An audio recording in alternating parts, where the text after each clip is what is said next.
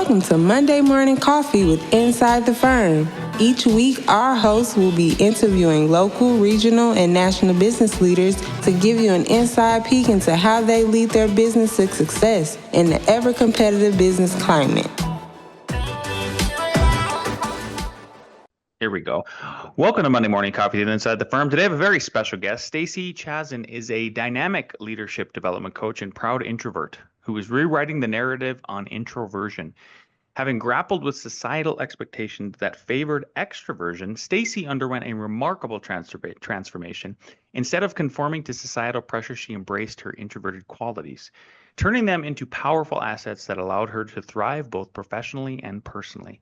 Now, as a fervent advocate and coach for introverts, Stacey draws on her extensive corporate and nonprofit experience, a master's in organizational development and leadership, and certification as a Myers-Briggs Type Indicator practitioner to empower introverts, guiding them towards self-acceptance, fulfillment, and success in the workplace and beyond. Stacey, welcome to the show. Thanks so much, Lance. I'm happy to be here. Before we get into what you do now, tell us how you got here in terms of entrepreneurship. Are you the first in the family? Are you the second? Where does that spirit come from? Oh, great question. No one's ever asked me that before. I guess I'm the second. Oh no, I take that back. I'm the third. So my father was a lawyer. He had his own law practice that he started and ran. And my grandfather, who was born in 1916, owned a dry cleaning business that he started himself and ran for his whole adult life. So what do you know? Number three. Number three. And did any of those come through? I mean, did they influence you? In other words, I'll rephrase it.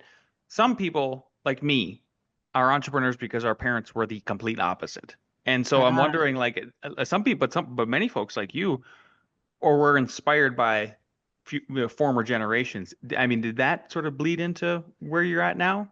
I'm going to say no. I think if anything, I saw how hard it was for my dad, right? So if we ever took a family vacation, he ever took time off, he didn't get paid, right? It was his business. If he wasn't billing hours, working for clients, money wasn't coming in.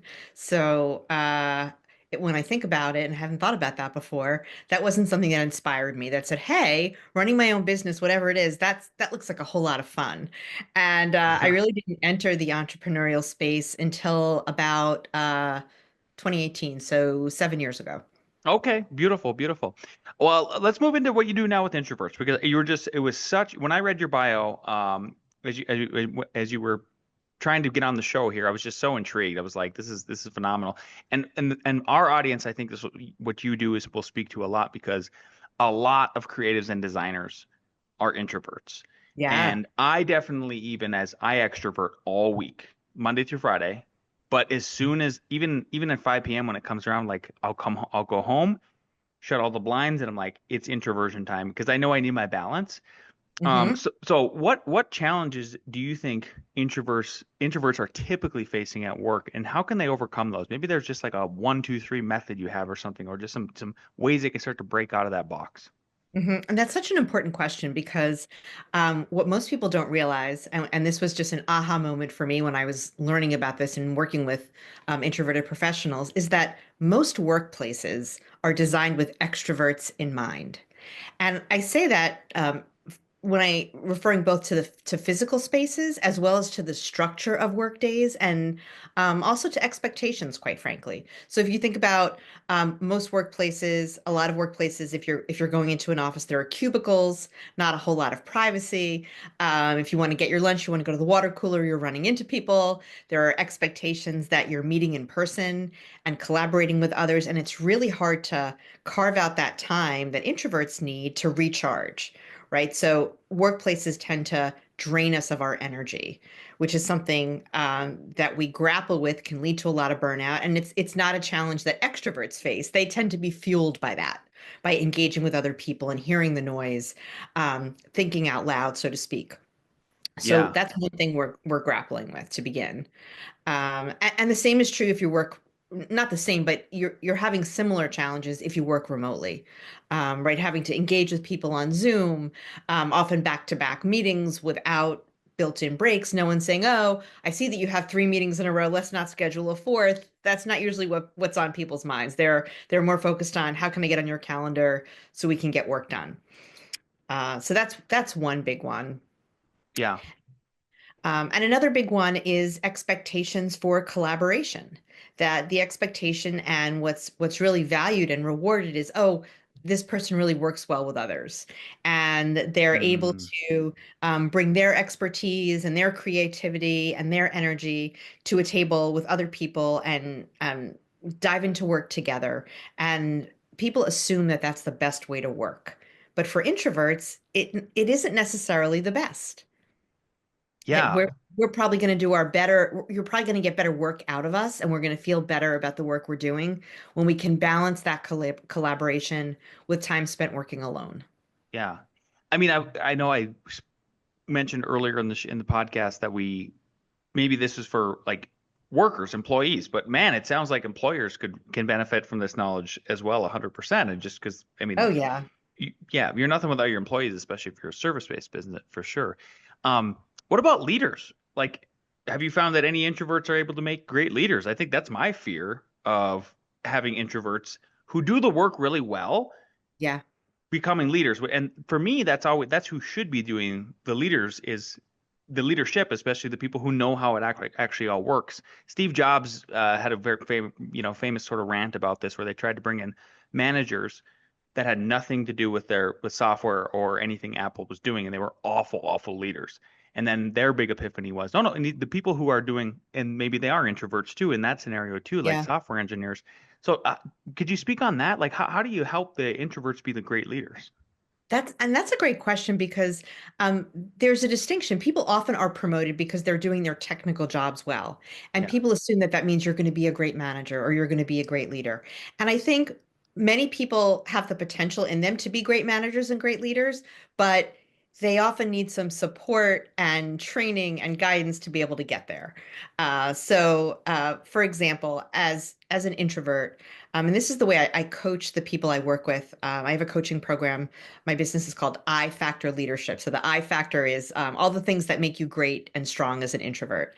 And the idea is how do you identify and tap into the best of who you are? What are your real strengths and gifts? And how do you put those to work in your career so that you can get recognized for leadership and move into those roles of being a leader and succeed at it? So for introverts, that means how do you tap into some of the typical introverted strengths?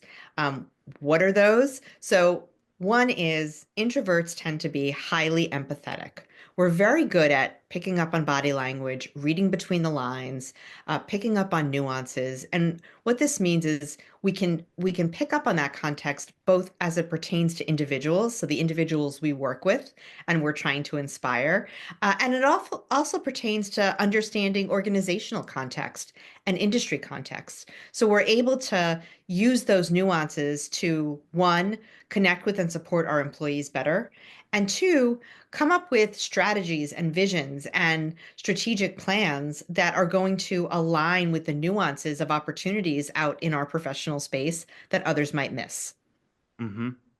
What about the managers? Let's say you have an extrovert manager and they Yep. have a team of introverts. What is the, how do they do it? I mean, first of all, I think are they probably tasking the introverts with things that tasks that allow them to silo? But I have to imagine you can only do that for so long before you need a little bit of collaboration. Maybe you can unpack that. Yeah, and to be clear, I'm not advocating for introverts being only allowed to work by themselves, right? Yeah. I think it's about the balance. What I recommend is the first time a team comes together, or even if a team has been working together for a while, it's a wonderful exercise to have the team manager or a meeting facilitator bring the group together, either around a physical table on site or even on a Zoom screen, and have everyone go around the room and say, what do you want the rest of the team to know about what you need to be most successful? Right? What do you need to show up as your best self and do your best work? And for introverts, that could be, hey guys, I need the opportunity to balance collaboration with individual work, or I'm going to give you my best ideas if you let me submit those in writing, or Hmm. if I could sit down with you one on one rather than brainstorming and sharing ideas with a whole group. And that's a great thing for introverts to do and for extroverts to do, right? You want to know how can you best support your team members to show up ideally, not only so that they can feel good about what they're doing, but they can produce and contribute to your team's or organization's mission in the best way possible. And then you as a team leader, as well as if you're a peer, you can say, okay, I heard from this individual, this is what they need. How can I make that happen? Hmm. A lot of people I think also are afraid of going into business and maybe starting their own businesses, even though they have a great product or a great idea and a great service, and they are on the introverted side. Yep. But they know that, like, and one of their barriers to that, I've heard this from friends who are like that. They're like, well, I don't know how to network. Like, I'm not here. I'm going out here and doing what you're doing, Yeah. Lance, on a show and literally being on TV and all going doing public speaking and all these other things. So, what are some networking strategies that they can do? And maybe the internet helps with this, I guess, Yeah. where we're at in life. Yep. Again, coming back to how can you tap into what your strengths are as an introvert to do this? Because if you try to network the way extroverts do it, right, going to a conference and trying to Yeah. collect 50 business cards, or going on LinkedIn and doing a live video every day and responding to questions, in a live space. So what I recommend is, again, tap into your strengths. What are those as an introvert when we think about networking? One, we're really good at preparing and doing research. So let's say you have a conference to go to. What I recommend is for every day that you're at the conference, identify 3 people ahead of time who you want to meet per day. So 3-day conference, identify 9 people. And you can often do that by looking at the conference app or the website. You can see who's going to be there. Identify your 3 people per day. Learn about them. Go to their LinkedIn profile, go to their website, and identify what is it that their priorities are. What is it that you want to get out of the conversation? So it could be you want career advice. It could be you want to talk to them about some paper they published, or maybe you're actually looking for a new job. Decide that ahead of time. Plan for it, come up with your talking points so you're not needing to engage in that on the fly small talk or on the fly conversation that tends to give introverts some anxiety and unease. And once you've met your 3 people for the day, you check them off your list, you're done. Go to the coffee shop, go to the bar, go back up to your room, make a couple notes about the conversation. And then when you're back at work or back at your home office, wherever that is, reach out to them via email or connect with them on LinkedIn. So you're using the internet, you're using electronic platforms in a way that's not going to drain you as much as a live conversation will. Yeah, I think you're so right about the small talk, and maybe that's what people don't even understand when they say, like, I hate small talk. Yeah. And they're just feeling that anxiety and stuff like that too. And so that kind of proves to me, thank you for that. Thank you for this, that everything you just said. But for me, that kind of proved to me, like, yeah, I guess I am an extrovert because I actually I enjoy small talk. It's weird. Maybe you So, are, maybe you are. And I can give you a link to the show notes. I have a conference survival guide for oh, introverts cool. that not only talks about networking, but how do you protect your energy when you're traveling for work, when you're at a conference? So things you can do ahead of time and also while you're there. So I'll share that with you. Oh, that would Um, be great. Yeah. yeah. Yeah. What about negotiating salaries, promotions, your roles? I got to imagine that is a place where introverts feel real uncomfortable. Mhm. That's like a you're there. It's a high pressure situation. Yeah. What can they? There's got to be some strengths, so I think that they'd be able to use for this, right? To Mhm. negotiate powerfully. Yep. Okay. So a few things. One, going back to preparation, what you want to do over the course, start of the year, decide, okay, later this year, I want to ask for this promotion, or I want to ask for this raise, or I want to ask for a more flexible work arrangement, whatever it is that you're planning to ask for. Identify ahead of time what it is what's your ideal that you'd like to get. So let's say my ideal is I'd like to get a 10% raise. And then what's your minimum that you're willing to accept? So that when you're in the moment and someone is counter offering, for example, you don't have to say to yourself, oh, I don't know, do I want to do that? That makes us uneasy. That could kind of throw us off our game. So you want to prepare ahead of time, tell yourself, write it down. This is my ideal. This is my pie in the sky. But I'm not going to say yes to anything that's less than, 7% or 5%, whatever it is. So that's one big thing. Hmm. The other thing you want to do when you're in the moment of negotiating, when you're in these meetings, whether it's one meeting or multiple meetings, is introverts are very good at reading body language and picking up on nonverbal cues. Hmm. Relates to our empathy. So you want to look when you're speaking with your manager or whoever the decision maker is, see how they respond to things you say. If they lean back and cross their arms, for example, that often communicates that they're defensive, that they're not agreeing with what you're saying. If they lean in, if they're making eye contact more strongly, that's going to indicate you're saying something that's connecting with what their priorities are. And when you see how they respond, um, you can emphasize the information, the angle, the ask in ways that are likely going to connect with them and make it more likely that they'll say yes to you. And then another key strategy is don't just ask for something for you, but connect what you've contributed to the organization. Connect your accomplishments, not, oh, um, I worked more productively or I added three more accounts to my roster. But show your manager that you understand the connection between what you've done over the course of the year with the organization or the team's goals. So I came up with an idea for a new process to use when we close sales. And as a result, this led to X, Y, or Z. So you're demonstrating not only the value that you've added at a more macro level, but you're demonstrating your understanding of the role that you're playing in the organization at large, which can go a long way to generating goodwill and demonstrating your value. Yeah, those are great. The body language. I mean, that's a Yeah. fascinating thing that I would have overlooked. That it would make sense that introverts are much more keen to understanding that, and that's one of your versions of empathy. Very insightful. What Yeah. about office politics? It exists. Yep. It's not going to not exist. This is just how we work as social creatures. How can they navigate that? Yeah. So one thing is introverts tend to be good at letting office politics wash over them. So we generally dislike conflict.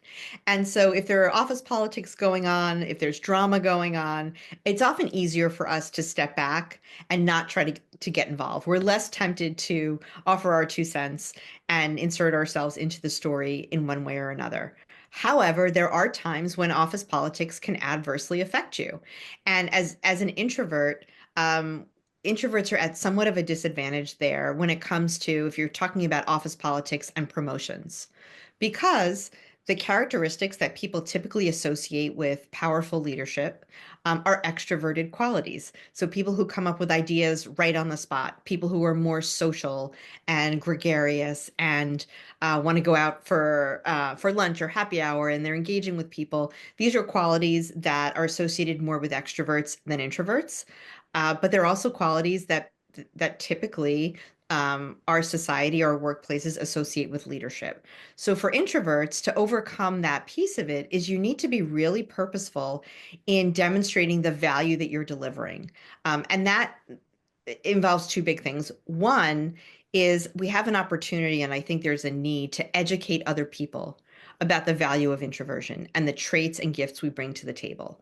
So it's communicating your leadership story, your contributions in ways that don't hide your introversion, but actually highlight it. So, for example, in communicating with others, communicating with your manager, to say something like, because I had an opportunity to think about this longer, or because you let me submit my ideas in writing, I was really able to go deeper. I was able to come up with a more innovative, creative, strategic idea.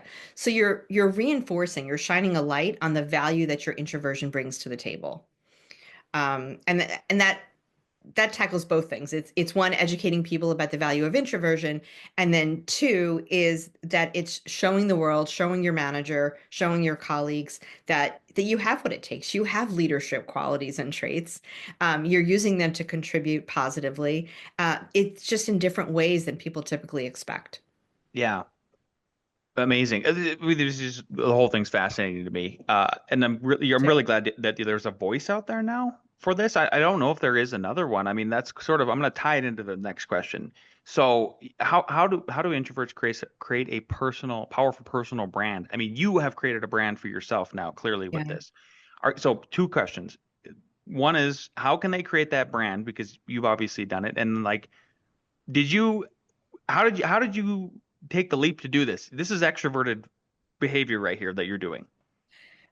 So being marketing as an introvert to introverts, it's like a double whammy, almost, right?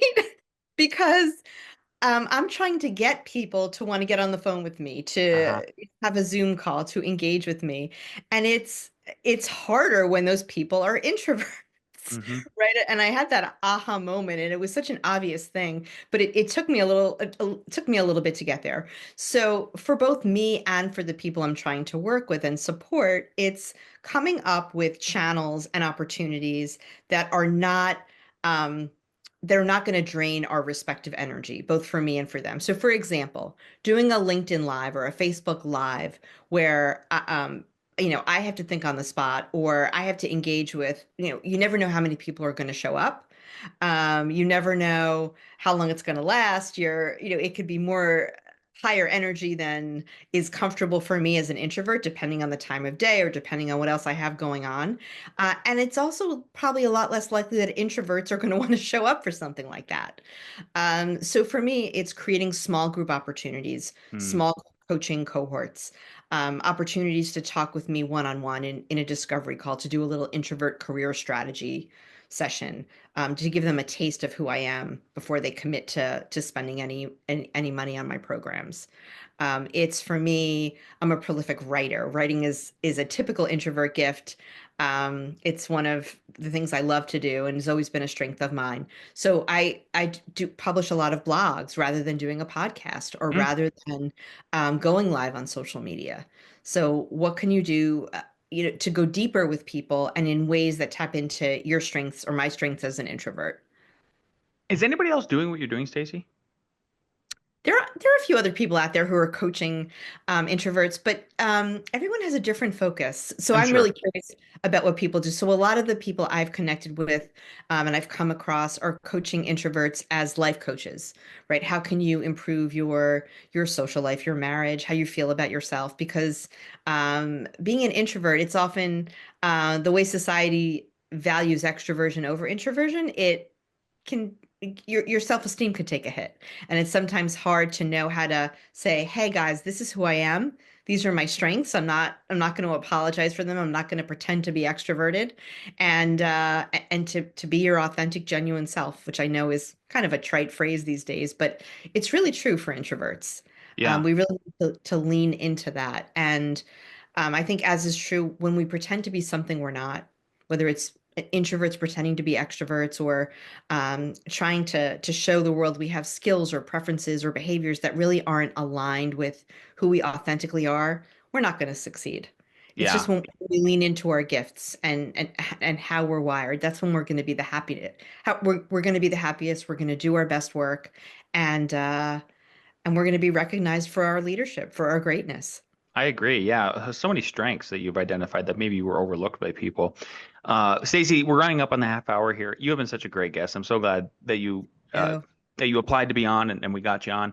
I have two questions that I ask everybody at the end of the interview. First one is knowing what you know now and before you started if you could go back in time to when you first started your business, what is one piece of advice you give yourself? the big piece of advice would be, don't try to compare myself to other people and try to emulate and imitate how other people do their stuff, because everyone comes from a unique place, and pretending to be someone else and doing it the way they do it is rarely going to be successful. And I did that a little bit in the beginning, and since I've stopped, I'm a lot happier. Comparison is the thief of joy. Oh 100%. yeah. I Yeah. couldn't agree with you more. Yeah. Stacey, if people want to get in touch with you, they want to follow you, maybe have that first discovery call. How do they find you? They can find me. My website is ifactorleadership.com. And if you go there, you'll see a way to schedule a career strategy call with me for free. We'll talk. I'll help you figure out how to tap into your innate introverted strengths to come up with some career goals, and talk about how we can work together.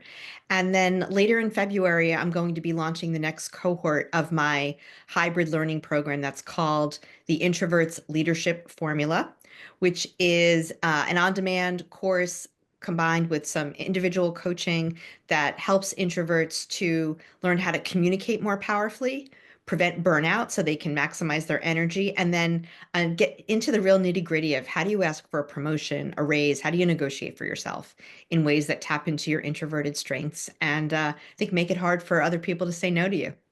So good. Stacey, thank you so much for being on the show today. You were a wonderful guest. Thanks, Lance. My pleasure.